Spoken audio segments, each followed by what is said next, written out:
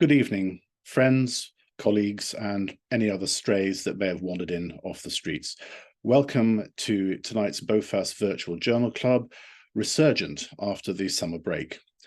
This evening, we'll be discussing one of the more complex and controversial topics in foot and ankle surgery, not to mention one of the great moral and ethical issues of the 21st century, the arthroereisis screw. The format will follow the usual for those who've been before. If you're new to it, that means we will have two papers presented. The first will be presented by a fellow and then reviewed by the paper's senior author. We'll then have a discussion and questions from the floor. We'll then proceed with the same format for the second paper. I would encourage all of you to submit any questions that you may have, please, through the Q&A channel. And a couple other housekeeping matters. In order to obtain your certificate, you should receive an email after the session is closed. However, there will be a slide at the end of a Q&R code, which, if you scan, will also allow access to fill in the survey and thus obtain your certificate. So probably worth scanning that. So without further ado, we'll crack on in a moment. I'd first like to thank, though, the two registrars who've kindly prepared papers. So specifically, we have Mr. Akshdeep Bawa and also Suranga Gurusinghe. So thank you very much for your kind efforts. And of course, I'd like to welcome our senior authors, Mr. Nick Cullen, our very own from Stanmore, representing London and the UK, and on the other side of the channel, our friend and colleague, Mr. Francois Lintz from Toulouse, representing the entire European Union. Those of you who are very astute will notice that there is, in fact, a common author to the two papers. Our good friend, the one and only illustrious Mr. Alessio Bernasconi, unfortunately couldn't afford his rates, so he's not with us tonight. Without further ado then, can we please have the presentation of the first paper, which is Subtalar Arthroereisis as an adjunct procedure improves forefoot abduction in stage 2B, adult-acquired flat foot deformity. Thank you.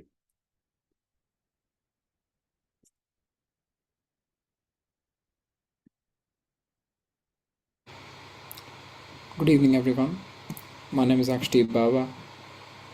I'm presenting today's BOFAS Journal Club on the topic of the arthroereisis screw.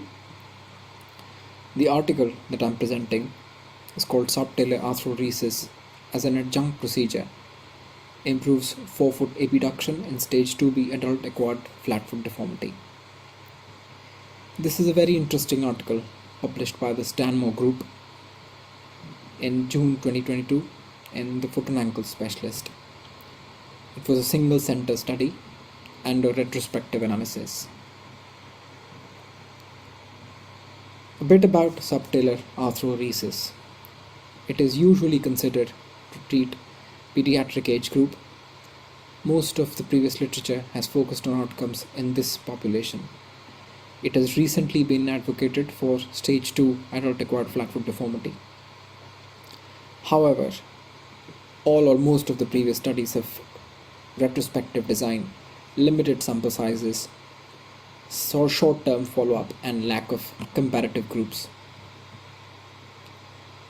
So what were the aims of this study? It was to determine whether subtalar arthroereisis as adjunct procedure improved radiographic correction of stage 2B adult acquired flat foot deformity and to assess the STA-related complication rate.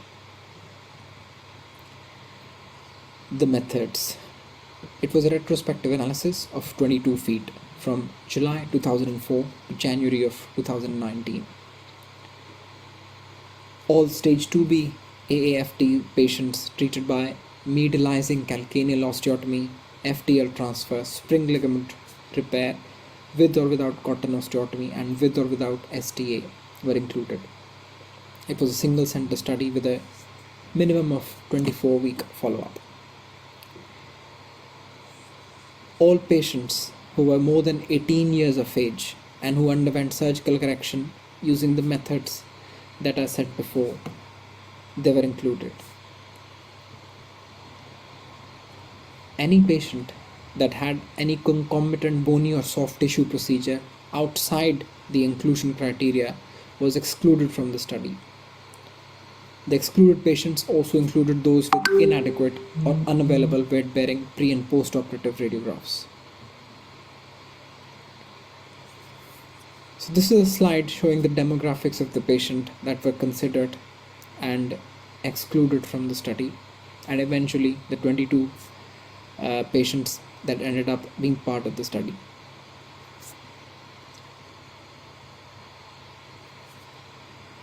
There were 7 measurements recorded on pre- and post-operative radiographs.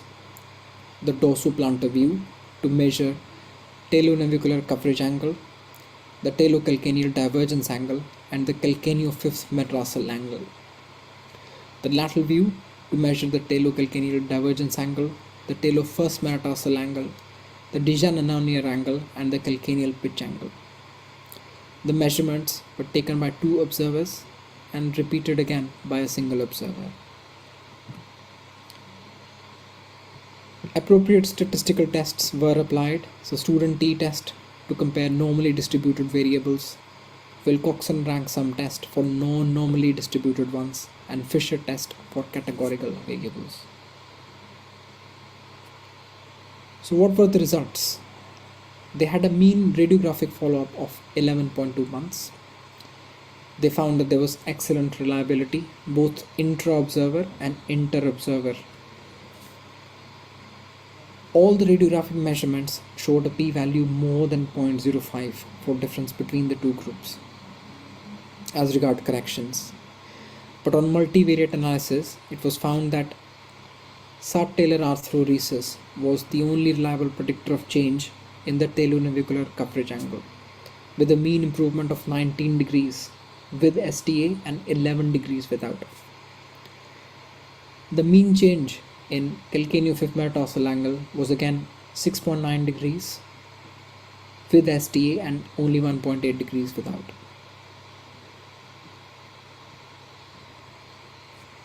This is a slide showing the radiographic measurements and the correction of 4-foot abduction obtained with the help of subtalar arthroereisis screw. The complication rate: 4 out of the 12 patients who had STA complained of sinus tarsi pain. Removal of the implant resolved symptoms in 3 of them, and 1 patient had persistent sinus tarsi pain. So what were the strengths of the study? It was adequately powered. It had a more homogeneous cohort than previous studies.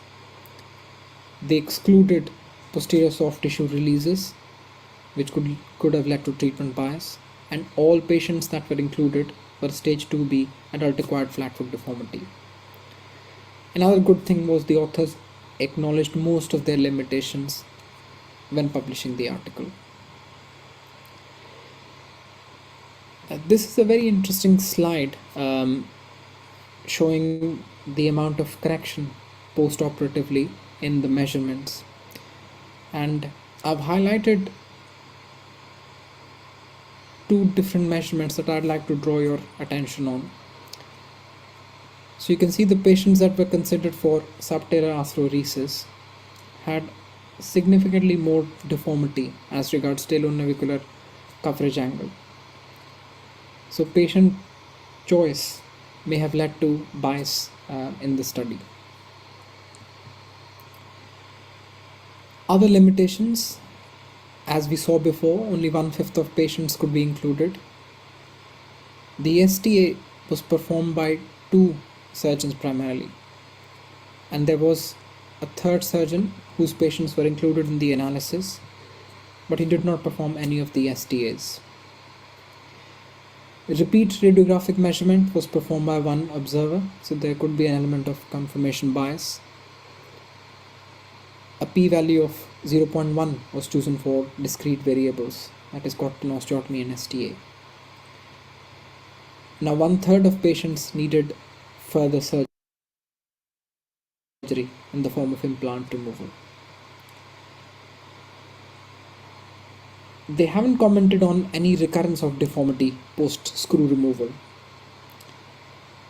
A radiographic analysis was performed, and it has been mentioned. but there's lack of clarity as to when this was performed and by whom. There are other complications of subtalar arthroeresis known in literature, such as extrusion of implant, synovitis, wound breakdown, infection, and talar neck fractures, but none of these have been mentioned in the article. So the authors concluded that STA as an adjunct procedure to medial calcaneizing osteotomy, FDL transfer, and spring ligament repair has led to improvement in correction of forefoot abduction in this cohort of patients. The STA-related complication and removal rates were roughly 33%.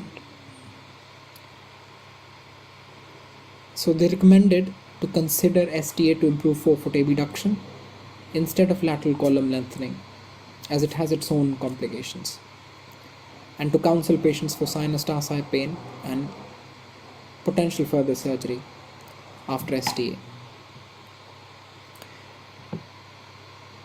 There is scope for further research along the same lines.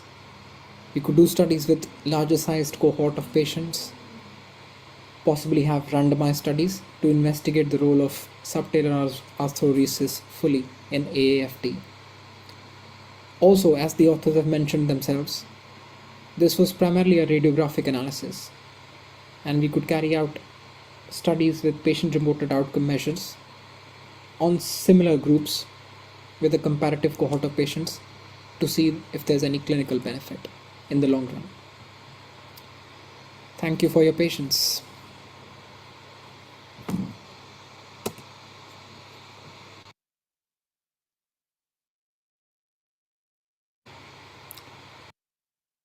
Good evening, everyone.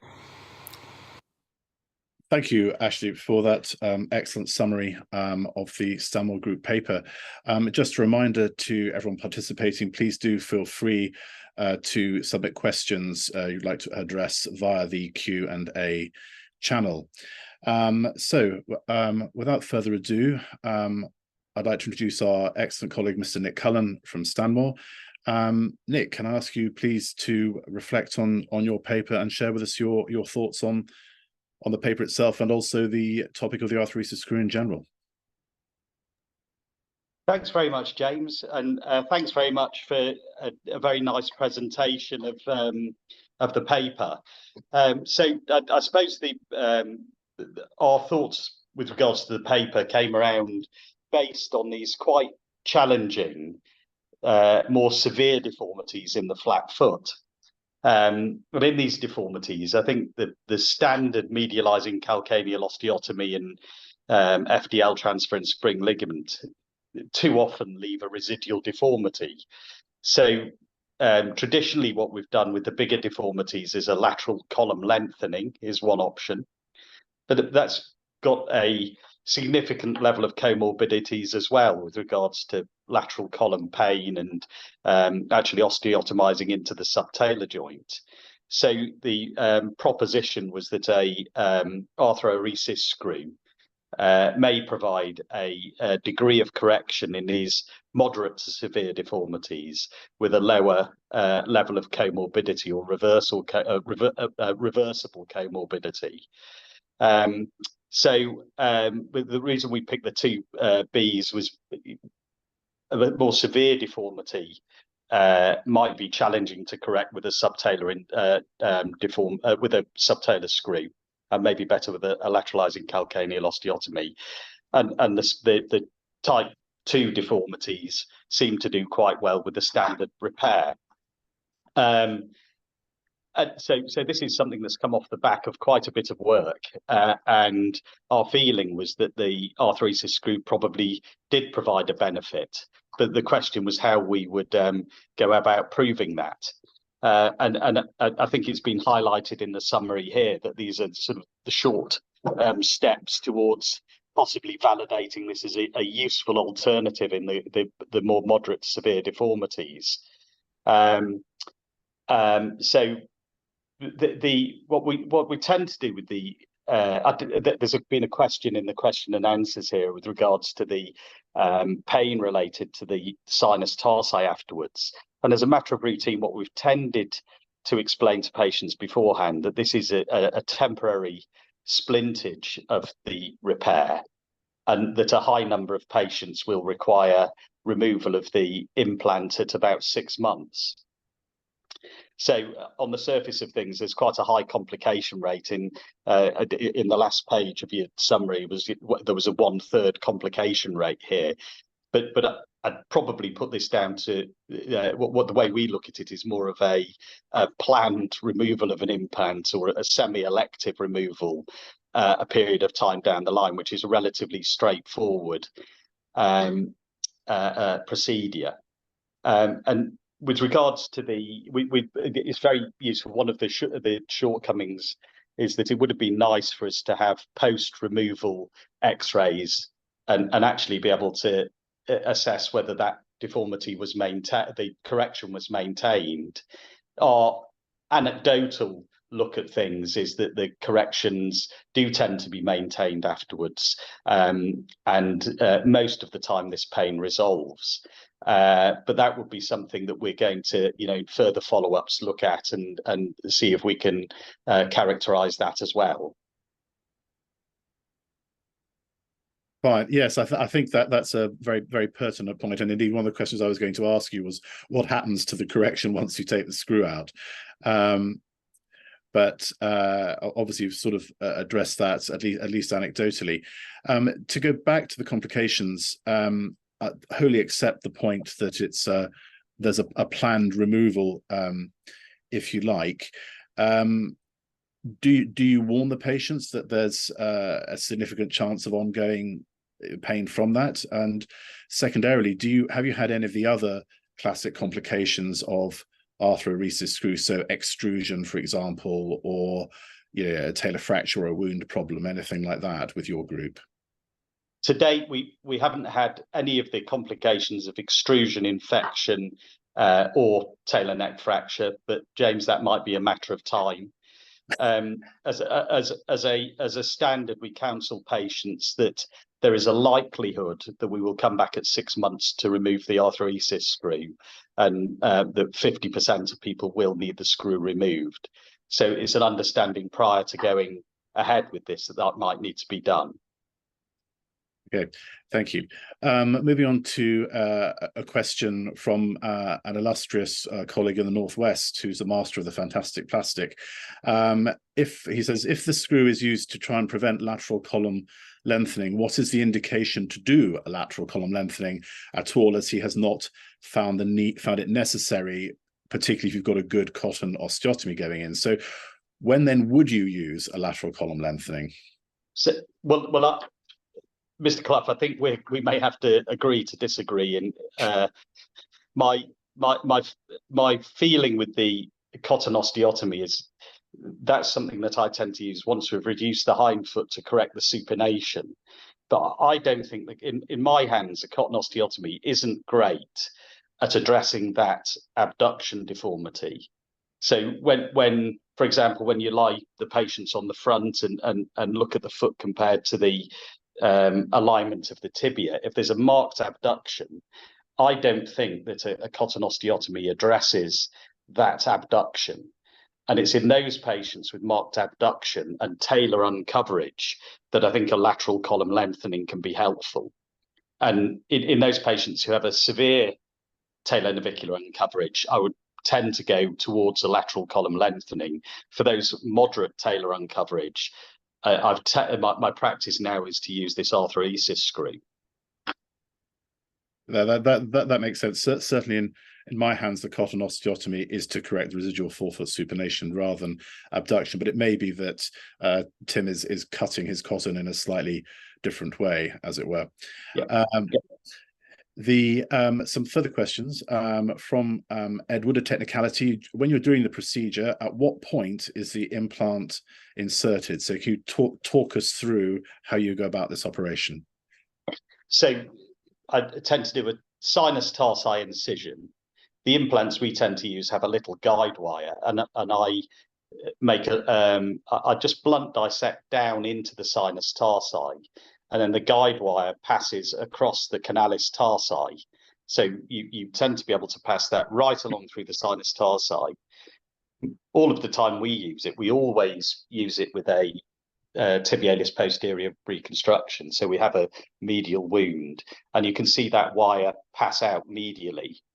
And then we check that on image intensifier to make sure that wire is going through the sinus tarsi. It's not tracking posteriorly through the subtalar joint or malaligned. And then there are trial implants. And there's a little bit of a skill to putting the trial implants in. We tend to sort of undersize rather than oversize. And before you've done your medial repair, just testing with the abduction, you get a sort of rubbery, elastic end feel rather than a stiff, firm end feel. And then once we've passed the implant in, we tend to do an AP X-ray and just make sure that's aligning over the medial border of the calcaneum and under the talus, so we've not inserted it too far and we haven't inserted it too less. That makes perfect sense. Nick, you'll be pleased to know that Mr. Clough has offered to show us how to do it properly. Perhaps a topic for another journal club. A further question from Sajad Athar. Question of age. What is the minimum and maximum age you would recommend for using an arthroeresis screw in a 2B tib post failure?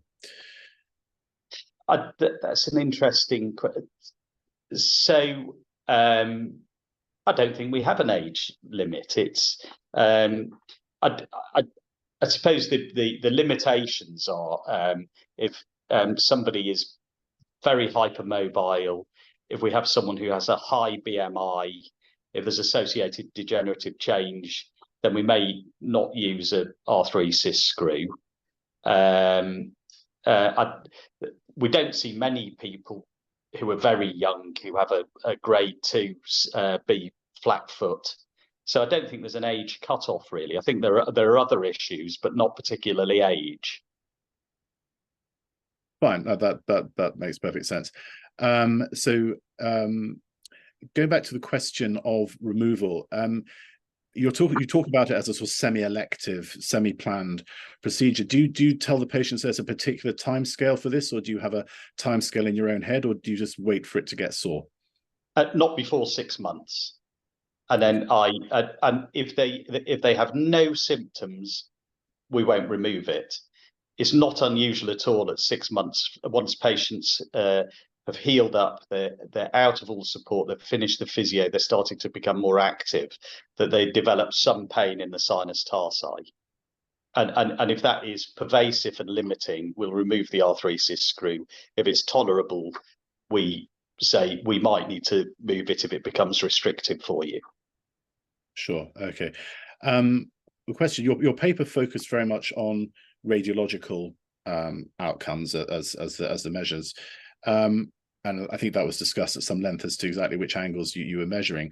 Does that correlate, do you think, with improved clinical outcome? Have you noticed that clinically the people with the arthroeresis screws are better off than the others, or is it mainly radiological benefit? Well, no, and I think that is definitely a weakness of the study, and the fact it was a retrospective study didn't help us follow things up afterwards. But I think I think we've probably all seen those flat feet that when you operate on them and on the table, everything looks tight and it looks well corrected and you feel positive. And you see the same patient 6 months later and you scratch your chin and you look at the feet, and disappointingly they look not quite as well corrected as you thought they were, and they're still a bit flat and they're still a bit rolled in. And I think the arthroesis screw for these more moderate severe deformities have improved the correction, and the number of patients who come back with an undercorrection have reduced. So I think it's been very useful in improving our clinical outcomes for these more severe deformities. Good. Yes, that again makes sense. There's a variety of implants presumably on the market for this, metallic and non-metallic screws. Any thoughts on the particular implants and what works better, or have you not tried very many? I haven't tried very many, so I've used a couple of different metallic ones. I haven't used the dissolvable ones,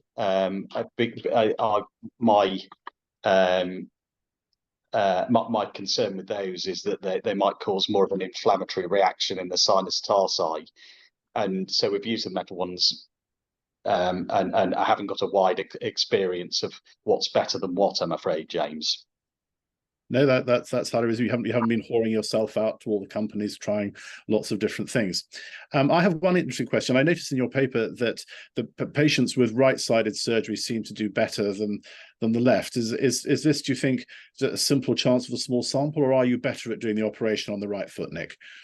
I was thinking about this, and we were wondering. We actually looked afterwards to see whether we were tensioning the tibialis posterior with a different hand and putting the screw in, but I've got no idea why that is. And perhaps with a bigger number that would be ironed out a bit, but I can't for the that's confounded me. So you don't think that Matt needs to specialize in doing the left feet or something like that going forward? Yeah, maybe we'll have to divide the results between us and see who does which best on which foot. Okay. We have a question from Partha Gajula, which is, you talk about using the screw for the more severe type 2Bs. Do you have a specific criteria for how you differentiate moderate from severe? Well, I think if we're looking at radiographic outcomes, then the people who have a severe abduction and talar navicular uncoverage would be those if they've got a very marked uncovering, I would do a lateral column lengthening. If they've got moderate to severe, then I would do an arthroereisis screw. But I haven't got an absolute cut-off as to what degree of talar uncoverage that would be, and it's a little bit sort of eyeballing it along with other things to say, well, this is more severe. Yeah, so I think that's fair enough. And as we all know, X-ray measurements are not necessarily so very reproducible. So yeah, okay. Interesting question from Dr. Hao Raposo. What do you think about metallic wedges for the Evans versus the arthroereisis screw? Well, could I rephrase the question? And I suppose say, what's the difference? How do I compare an Evans or a lateral column lengthening to a arthroereisis screw? Is that, in my hands, I don't know whether using a metallic wedge or a bony wedge or a step plate. I think the procedure is to lengthen the lateral column, and how you achieve that is variable. My preference for an arthroereisis screw is that I think it is less likely to produce lateral column pain. It's less likely to create stiffness in the hind foot, and the complication rate is relatively low. I know we have to remove the screw, but I suppose if you have to remove a plate or something from a lateral column lengthening, it's a removal of metalwork as well. So I tend to think with the lateral column lengthening, you have a higher morbidity, but it is a more powerful operation. So the more talar uncoverage you have, I think the more powerful a lateral column lengthening can be. So putting an arthroereisis screw in with someone with severe abduction is probably too much to ask for that arthroereisis screw. Okay, yes. One question to which you may not be able to answer, can you use this device in the pediatric population, or do you, in your unit, not do peds? So I suppose this is I don't treat many pediatric feet. We're mainly an adult unit. And I suppose a pediatric flat foot is a completely different animal to an adult acquired flat foot. So it's something I don't have a lot of experience in. And the experience I've had with the arthroereisis screw is to use it as an adjunct to a more formal flat foot correction, and not as a corrector by itself. So that's probably a question better answered by someone who has a primarily paediatric flat foot practice. Yeah, and indeed, it may be covered to some extent in the second paper. Nick, it's very nearly time to wrap up and let you off the hook, but I have a final question from our colleague in the Northwest again, which is, how do you size it up? Is it the bigger, the better? It's certainly, that may be the approach that is taken in the Northwest. I think we tend to be a bit more discerning down in the South, and I think it just needs to be tight enough. So putting this in, the bigger the better. If you put it in too big, it's going to restrict movement and stop the reduction of the hindfoot and natural eversion and abduction. If you put it in too small, it doesn't touch the sides and everything collapses down again. So it's got to be that little subtle twangy feeling that you just blocks the abduction, and there's a little bit gentle rubbery give at the end. Excellent. So there you are, Tim. There's a danger to overstuffing. Make sure you touch the sides, and size isn't absolutely everything. Nick, thank you very much for sharing your thoughts with us. I'll now hand over to my colleague, Nigel Vaskutu, who's going to chair the second half of the meeting. Thanks very much.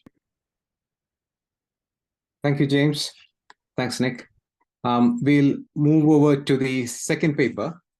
This is a review article from the E4 series. So it's role of arthroereisis of subtalar joint for flat foot in children and adults. So we've got one of the authors, Francois Lintz from Toulouse, here with us. And this paper will be presented by Suranga Gurusinghe, who's a foot and ankle fellow. Most of you know Francois Lintz. If you've been to any meeting in the continent, you would have met Francois. He's a big name in the weight-bearing CT world, and he's quite active with EFAS and AFAS.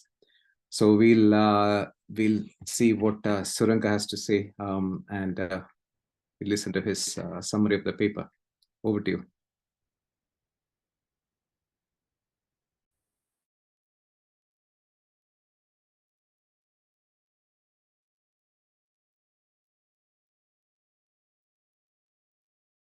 Good evening, everyone. My name is Suranga Gurusinghe. Many thanks for giving this opportunity to present in BOFAS Journal Club.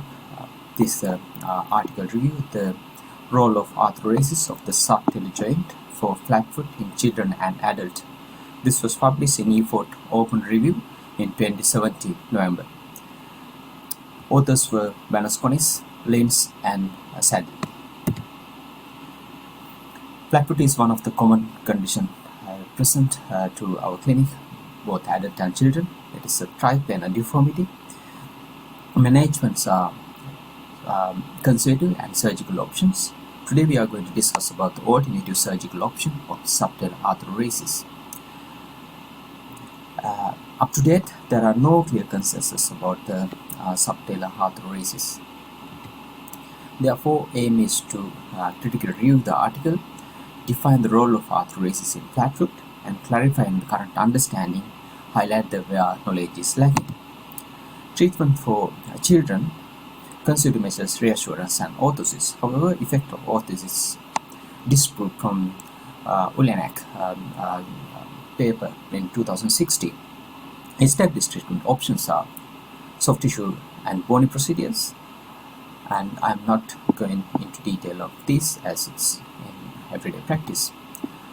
Subtalar arthroereisis evolved from 1946, started from bony block placed in the posterior facet, and arthroereisis term was introduced Leliwa in 1970. He introduced this technique of inserting bone graft to the sinus tarsi and stabilizing it. 4 years later, synthetic device was invented and it's become popularized. Concept is re-establish medial arch and limit the subtalar movement without blocking it. It induced the triplanar modification and limit the subtalar joint movement by limiting the calcaneal eversion and limiting the talar adduction and flexion. Mechanism is through the mechanical effect and proprioceptive action. However, proprioceptive action is not being proven. Biomechanical classification from Vogler, 1987. Three different devices being invented, and two is most popular. Axis altering device is placed in posterior facet anteriorly vertically, which alter the subtle joint axis and limit the calcaneal eversion. However, this is not very popular. An impact blocking device is placed anterior to the posterior facet, and it impedes with the lateral tail process and limit the adduction movement arm and anterior gliding movement of the talus. And self-locking device is inserted in the sinus tarsi. It supports the talus and limit the flexion and adduction of the talus, as well as eversion movement of the calcaneus. Surgical technique is minimal invasive procedure. Self-locking implant, blunt probe is introduced, and then subsequent trial implant is inserted with corrected position under fluoroscopy. When acceptable correction reached with the implant, definitely implant introduced. For the impact blocking device, guide wire is introduced, anterograde pressure from the calcaneus or retrograde from the talus. Then finally screw is placed. Posture protocol vary, either a stand-alone associated procedure or surgeon's preference. If it is a stand-alone, it's a shorter rehabilitation period. Complications are mainly 4 categories: inappropriate indication, for poor patient selection, and technical errors, adaptation or irritation related problem, and biomechanical failures.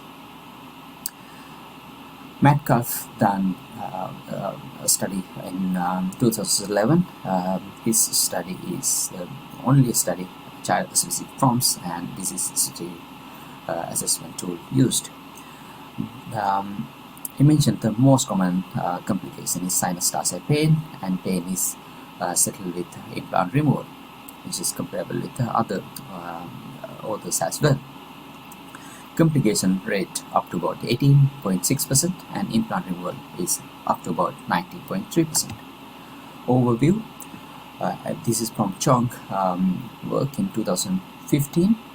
Prospective comparative study, however, it's not randomized. They studied 24 feet between arthroereisis screw and lateral column lengthening.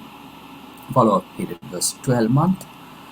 Outcome assessment was both clinical and radiological, kinematic and podobarometric measurements. Complications are more or less similar. Reoperation is significantly high with the arthroereisis, which is 15% compared to the 9% with the lateral column lengthening.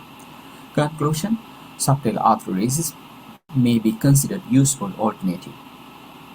Subtalar arthroereisis and associated other procedure. Excellent results from the 3 studies, both adult and children. However, potential confounding effect from the additional procedure. And arthroereisis alone from the adult and pediatric. Minimal invasive procedure and optimal technique for the flexible flat-foot correction, both adult and children. However, non-comparative study both on cohort as well as they use non-validated score, heavily rely on radiographic assessment, which is not really reflect the correction of the deformity. Posterior to late complication, these are from the case report. However, those are devastating complication. Talar fracture, managed with the bone void management and open reduction and internal fixation. Talar fusion, which is not expected from arthroereisis screw. Arthroereisis is to prevent invasive procedure. However, this is one of the complications. We need to be careful when we consenting the patient for this procedure. Web-based survey was done. American Orthopedic Foot and Ankle members in 2015. 33% of members abandoned the procedure due to higher failure rate and implant removal rate. Device removal from the Leliver's work in 1970, he mentioned implant should be in situ for 2 years for longer term outcome. If we are planning a staged procedure, should be delayed 6 to 18 months to get the maximum benefit from this index procedure from Schonk work in 2007. However, there were significantly higher implant removal being reported both shank and needle and tape work in 2005 and 2007. Implant removal, higher implant removal is not directly correlated with the size of the implant and radiographic correction according to the Wildert work in 2003. And studies were done to predict the implant removal. Cook's work in 2011 mentioned undercorrection, radiographic undercorrection is a risk factor. Saxon's work in 2016 mentioned higher the implant size, higher the implant removal risk. However, there are other procedures involved in this and different type of implant being used. Therefore, validity of the conclusion is suspicious. Recommendations for children. Arthroereisis is reported as simple, effective and low-risk procedure. Based on the evidence, only a single level 2 study which has a shorter follow-up period up to 12 months, and the assessment tool was not child-friendly. And the rest is level 4 and level 5. Therefore, recommendation is grade C. For the adult, arthroereisis strengthened the antepronation effect and medial arch and the tibialis posterior tendon function. However, recommendations only rely on the case series level 4 and level 5. Therefore, recommendation is grade C. Recommendations are graded in review article. Grade A is good evidence based on the level 1 evidence. Grade B for the fair evidence if it is level 2 and 3 work, and level C is conflicting evidence from the level 4 and 5 evidence. At present, we are lacking comprehensive understanding about mechanism of action of the implant, minimal time for implant removal. Currently, we have a 50-year-old data about this one. We don't have superiority of the surgical solution for the major deformity, and we don't have comparison data among the different procedures, and we don't have long-term effect and complication of what are the effect of the adjacent joint and degenerative changes and biomechanics. Therefore, action is needed, proper medical investigation about implant and longer-term randomized trial with the longer-term follow-up. And look forward to hear from Dr. Lintz for reflection of this paper. Thank you. Good evening, everyone. Thank you, Suranga. Right. So we had a nice summary of the paper. Francois, the spotlight is on you. I look forward to hearing your reflections. Thank you. Well, I took some notes. Well, first, as you know, as we do, thanks everyone for the invitation. Thank you for the presentation as well of our paper.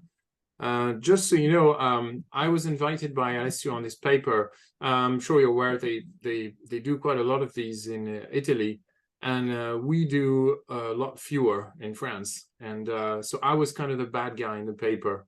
And so Alessio wanted me to read the paper with a critical eye, and so just so you know, because that's the kind of notes I took, and that's I have to confess still my my point of view on arthroereisis screws, because although I admit that they would be interesting in children, adolescents, as long as the growth cartilage isn't fused.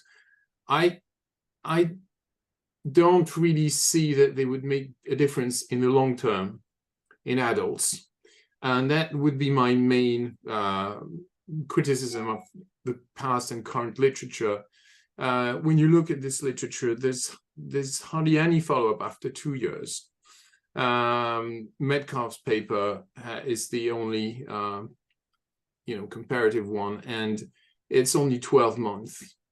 So that would be my main concern. I mean, what we're trying to do is to try and save joints, but we have to confess that fusing those joints is the most secure way to kind of hold these flat feet and prevent further collapse. So I think the main interest of these is to obtain long-term stability of the foot shape without further collapse.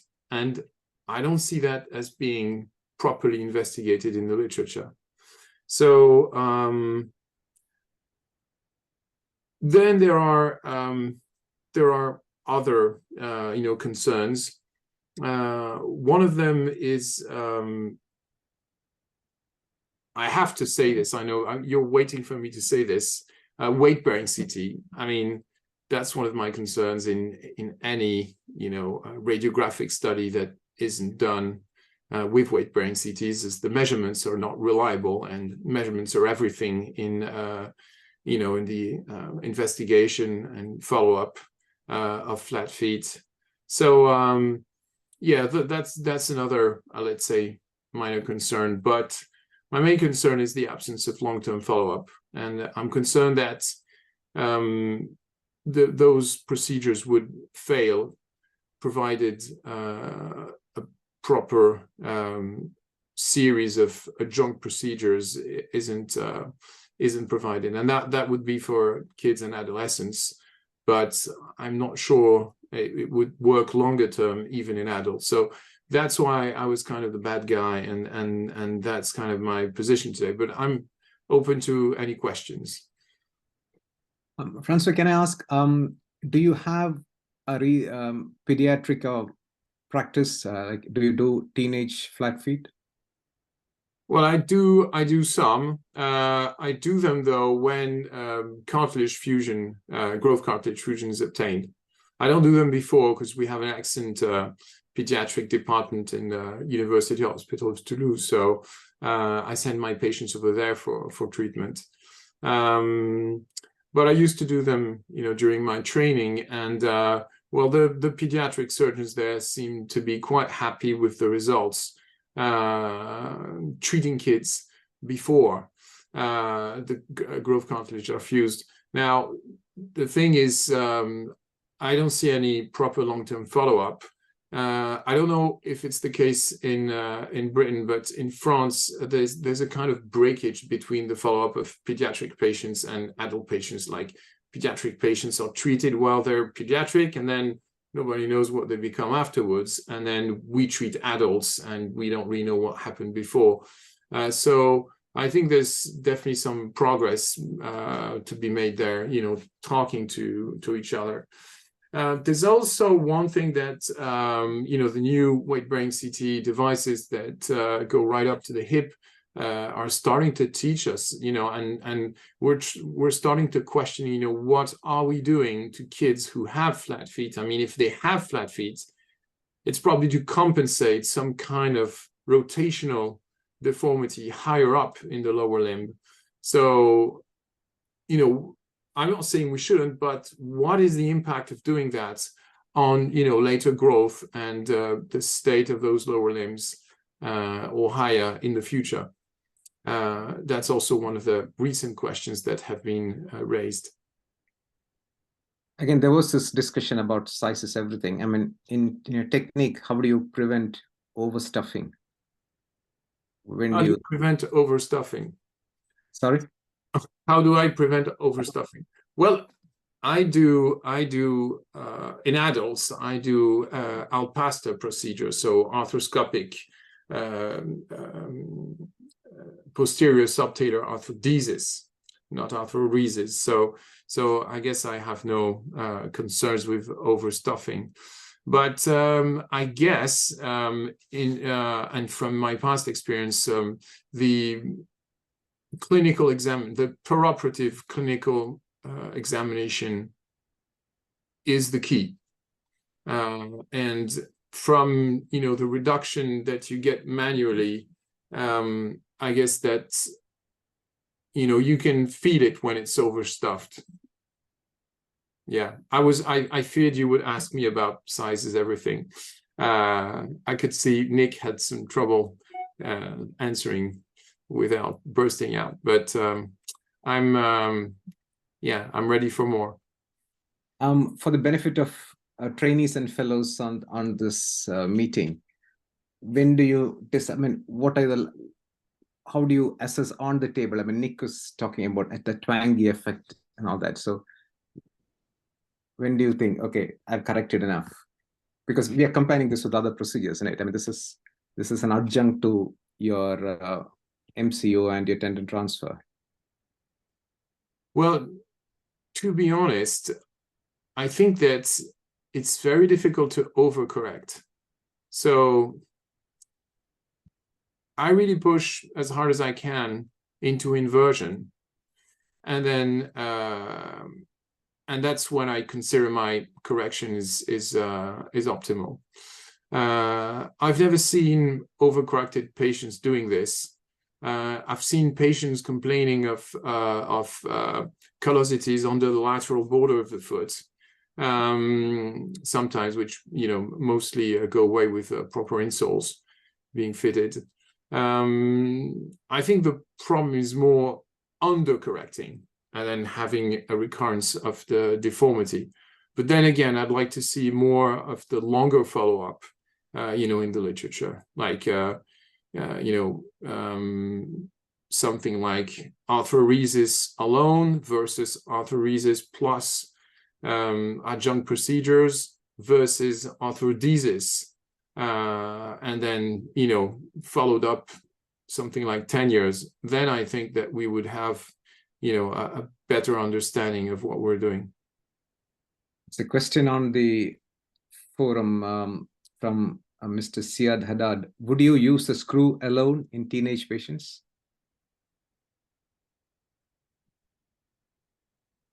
That's a tough question. I think if basically everything has to do for me with the growth cartilage. If it's not fused, there is a potential for self-correction. I think it's much less the case once the cartilage is fused. So I would say in teenage patients, yes. But then again, you have to, the clinical examination is preoperative clinical examination is paramount. I mean, if you've obviously got your forefoot supinated and the first ray is not coming down, then you have to consider doing something else. But I guess in this case, for patients without fused growth cartilage, I cannot speak of experience, so I would leave that to the pediatrics guys.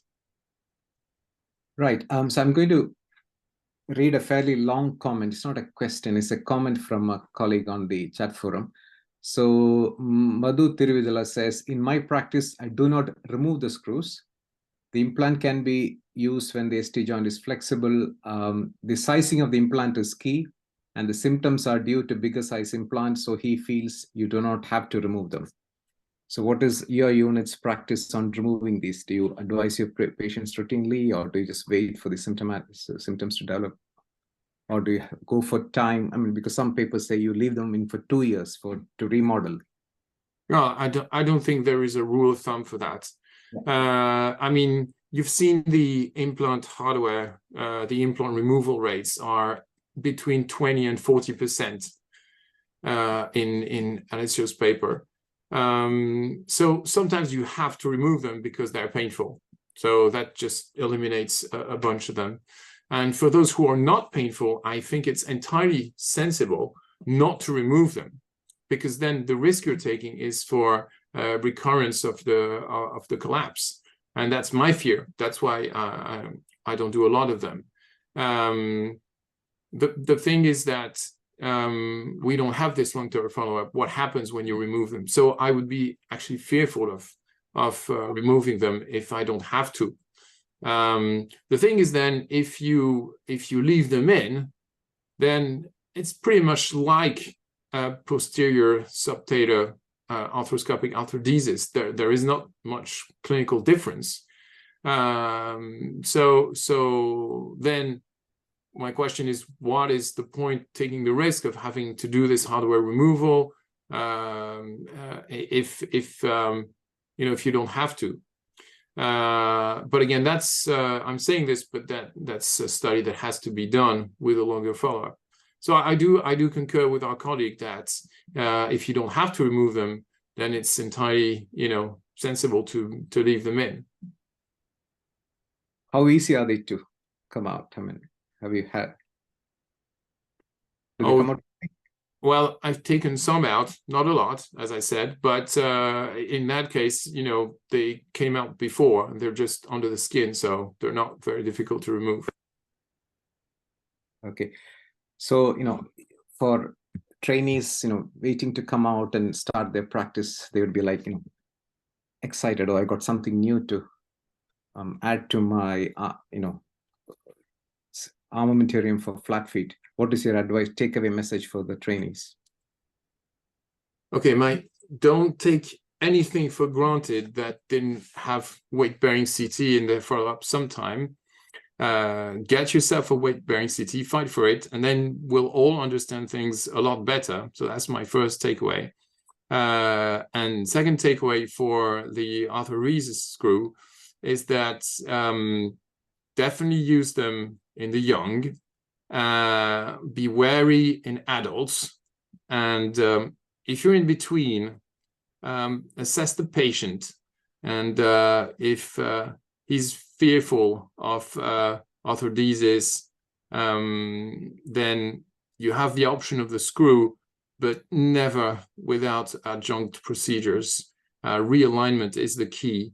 So cottons, MDCOs, the whole bunch of them. Thank you. I can't see any more questions. And more importantly, James' camera has come on, which signals it's dinner time. So I'll hand the spotlight back to James. Thank you. Thank you, Francois. Thank you. And thank you to all those who posted questions on the forum.